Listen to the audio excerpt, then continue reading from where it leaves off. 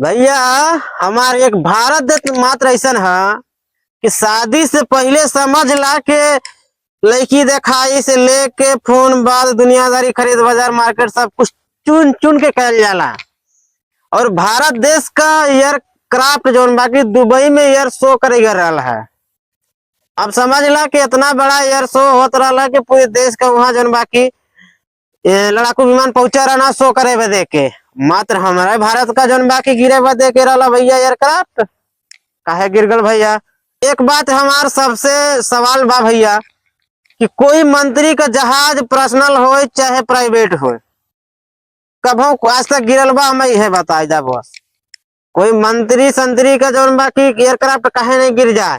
अरे हमारे देश का लड़ाकू विमान गवा रहा जो बाकी दुबई में शो करे बदे के तो के चेक चाक कही के बाकायदे ने भेजे के चाहिए भाई साहब। ऐसा तबाह नहीं कि कल इन्फॉर्मेशन मिलल कि आज शो करना है आ जाइए और आज चल दिए 2-4-6 महीना साल भर 3 महीना के टाइम तो मिला हो भाई साहब।